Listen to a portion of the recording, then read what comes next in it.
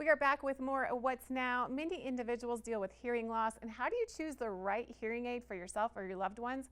Well, I spoke with Dr. Laurel Christensen. She has some great ideas for us. According to the National Institutes of Health, nearly 30 million Americans have a hearing loss and could benefit from using hearing aids, but fewer than 16% have ever used them. So how do you pick the right hearing aid for yourself or a loved one? Well, October is National Audiology Awareness Month, and Dr. Laurel Christensen is the Chief Audiology Officer of GN Hearing, who is joining us with more. Thank you for being here, Dr. Christensen. Thank you for having me today. So let's start with the signs that someone might be experiencing hearing loss. How do you know, and what can they do to be proactive? Well, there are many signs that someone might be experiencing hearing loss. They might be asking for things to be repeated more often. They might be asking for people to speak louder or to speak more clearly. They might be turning up the television in their house louder than other people in the house want the television to be set. And then I'll also point out something that's a little less obvious, and that is that many people with hearing loss tend to withdraw from social situations. They won't visit restaurants anymore. They won't call people up to go out with them. If there are people at the house, they'll be the first person that walks out of the room where everyone is, so that they can just be by themselves, because it becomes too noisy and chaotic where all the people are talking. So we really want to avoid this social isolation, because far too many people are living with hearing loss for too long. It can take upwards of 10 years from the time you have you notice you first might think you have a hearing loss to the time you do something about it, and that's just far too long.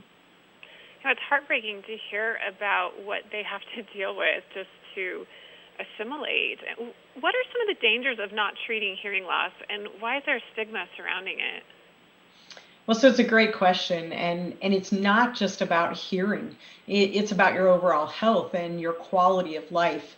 There's a growing body of research that untreated hearing loss is associated with cognitive decline, dementia. People who have untreated hearing loss have a greater risk of falling. They have higher incidence of depression and anxiety. So it's something we really want to do something about. And like you asked, what about the stigma? I hope that the stigma is declining, because everybody's got something in their ears these days, and hearing aids are tiny and cosmetic, and you really can't tell in most cases that anyone is even wearing a hearing aid, and hearing aids work well and can be life-changing. So people really need to do something about their hearing losses. And what are the latest tech advancements when it comes to hearing aids? So hearing aids have changed dramatically, just like everything else in technology. You can connect your hearing aids today wirelessly to your smartphones and stream your phone calls and your podcasts and your music. Wirelessly, you can connect also to television sets to hear the TV a little bit better. You can control hearing aids today through a smartphone. Hearing aids themselves have good sound quality today, where you can hear in quiet situations and in difficult, noisy situations. The company that I work for, GN Hearing, has recently introduced onto the market a new hearing aid called ReSound ONE.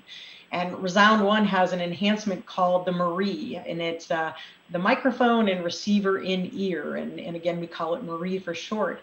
And it's really a big leap forward in sound quality in hearing aids. It takes into account that every ear is individual. They're like a fingerprint.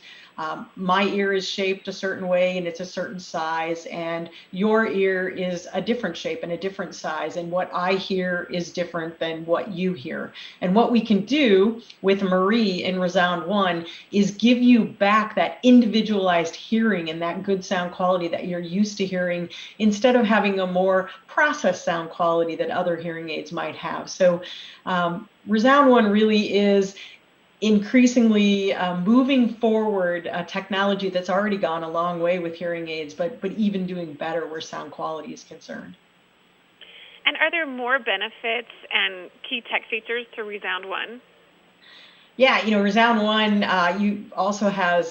you'll also have a better ability to localize sound, tell where it's coming from, how far away it is.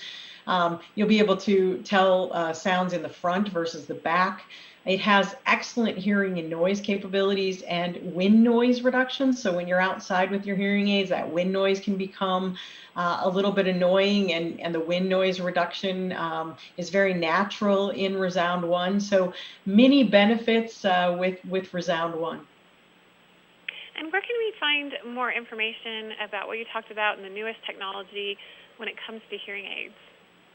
So you can go to resound.com. At that website, you can have your hearing screened, and you can learn a lot more about hearing aid technology. Well, thank you so much, Dr. Laurel Christensen, for joining us today here on Park City Television and telling us more about this great technology and helping those with hearing loss. And thanks for having me today.